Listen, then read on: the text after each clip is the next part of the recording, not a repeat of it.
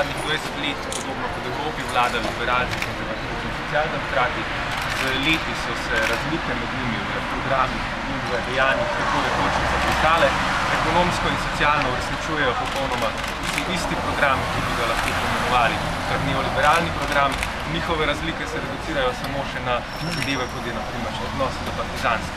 Združeno levico tako Slovenija resno levo opcijo, kot je bila vzpostavljena levica v zgodovini, torej da se na levici zbiramo tisti, ki zagovarjamo interese dela, torej vse tisti, ki bodo podajati delo prekerci, industrijski delavci, novinarji, zdravniki, uradniki.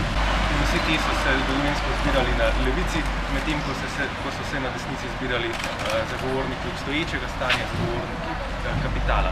Tako levico Slovenija z nami šele dobiva, torej levico v ekonomskem in socialnem smislu.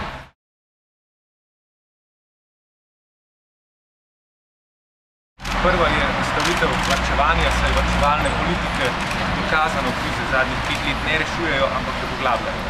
Druga zadeva je ustavitev škodljive privatizacije in namesto tega krepitev zadružnih sistemov.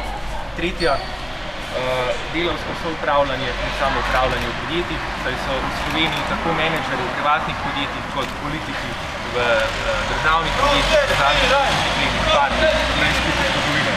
Zavzemali si bomo za pravično davčno reformo, kar pomeni, da bomo delovali v smer davčne razbremenitve revnejših in srednjega razreda in višjih obremenitev za kapital in bogatejše. Poleg tega se bomo zavzemali za boj proti davčnim oazam, namreč po izračunih ameriškega ekonomista, ki je nedavno obiskal Državni svet, se v davčnih oazah po svetu skriva kar 50 do 75 milijard evrov denarja slovenskih državljanov. In ne nazadnje, zavzemali se bomo za omejitev plačnih razmerij na 1:10 med najvišjo in najnižjo plačo in pa za zagon gospodarstva z javnimi investicijami in na novih zelenih temeljih.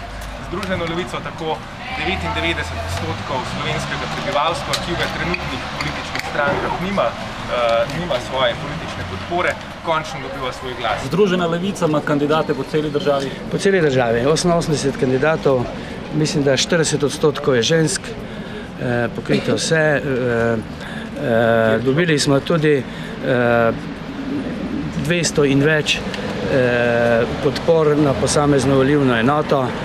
Mi smo se pogovarjali z večino novo nastajajočih strank. Prvo je čudno, mi smo že od 1. marca Združena levica in prvo bi nove stranke lahko pristopile, če bi hoteli imeti. Drugo smo se pa pogovarjali, ampak nekatere so hotele z nami skupaj iti v katero že obstoječo parlamentarno stranko, to pomeni konkretno rečeno, da se bi mi pridružili tistim, proti katerim smo 2 leti demonstrirali na cesti, kar je malo čudno. Z nekaterimi novo nastajajočimi pa seveda nismo programsko nič skupnega našli. Mi smo pripravljeni sodelovati z vsakomur, s katerim bomo našli skupen programski jezik. Najbrž v trenutni politični konstelaciji bomo igrali vlogo konstruktivne opozicije, to pomeni, da bomo vse progresivne zakone in pobude v parlamentu podprli, ne glede na to, s katere strani prihajajo. Ne vidimo se pa v koaliciji z obstoječimi strankami ali s temi, ki ponujajo samo nove obraze.